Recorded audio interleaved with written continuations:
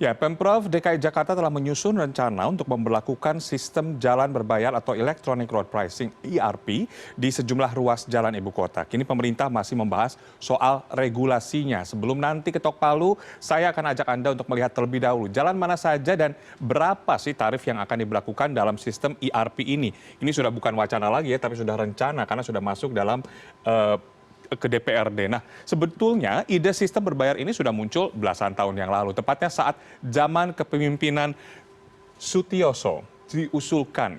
Ide ini sempat dilontarkan ke publik pada tahun 2004. Namun mandek di tahun 2006, kemudian Bang Yos mengusulkan kembali rencana ini untuk dimatangkan karena pada saat itu dia sudah mau lengser untuk mengelola kemacetan di Jakarta yang saat itu sudah menjalankan sistem 3-in-1. Anda mungkin masih ingat ya, banyak joki-joki yang bertebaran di Jakarta dalam sistem 3-in-1 ini. Nah, kemudian dilanjutkan pada kepemimpinan Gubernur Basuki Cahayapurnama. Ini dilakukan uji coba pada tahun 2014 di era Ahok. Kita sudah melihat tiang-tiang ERP ini di sepanjang jalur Rasuna Said. Namun pada akhirnya tetap terbengkalai juga. Lah, kemudian pada tahun 2019, Ketua DPRD DKI Jakarta Prasetyo Edy Marsudi meminta Gubernur DKI Jakarta pada saat itu, Anies Baswedan, segera merealisasikan program yang terbengkalai.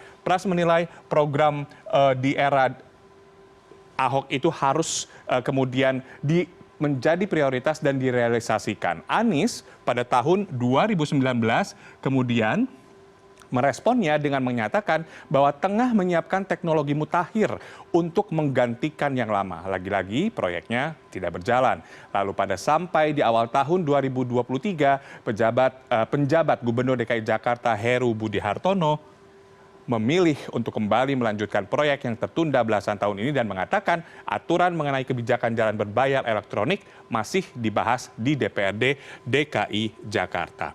Lalu, jalan mana saja sih yang akan diterapkan sistem ERP ini? Dalam draft Raperda Pengendalian Lalu Lintas secara Elektronik atau PPLE, sistem jalan berbayar alias ERP ini akan diterapkan di 25 ruas jalan di Jakarta.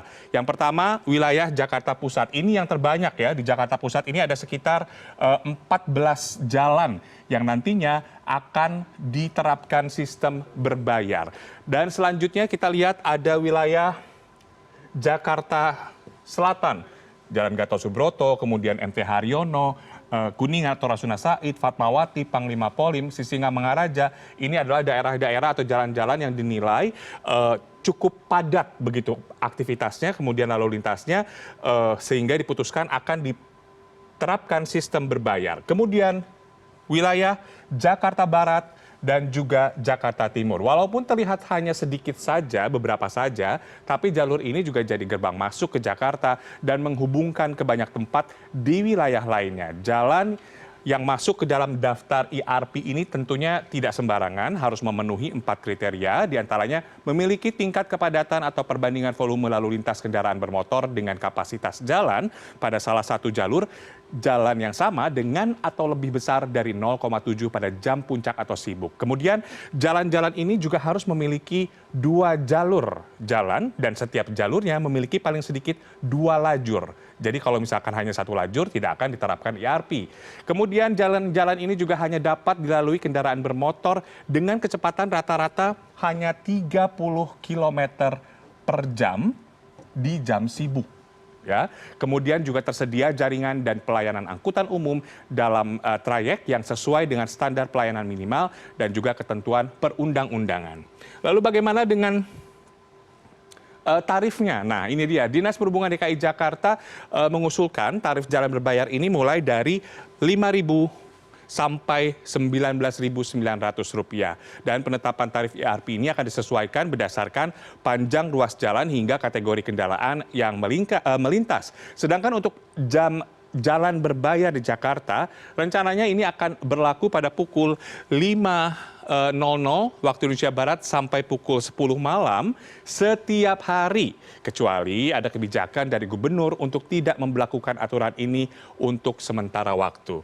Tapi tidak semua kendaraan juga yang bisa melintas di ERP ini karena ada beberapa golongan. Hanya golongan yang mesin konvensional, termasuk juga kendaraan listrik. Tetapi kendaraan listrik sepeda, kemudian juga sepeda listrik itu tidak dikenakan. Tapi seluruh moda angkutan kendaraan bermotor seperti mobil, kemudian bus, motor, dan juga bahkan ojol, ini juga akan dikenakan sistem ERP atau jalan berbayar. Adapun beberapa jenis kendaraan yang akan bebas biaya jalan berbayar ini seperti kendaraan umum plat kuning, kemudian kendaraan dinas operasional instansi pemerintah TNI Polri kecuali selain berplat hitam ya.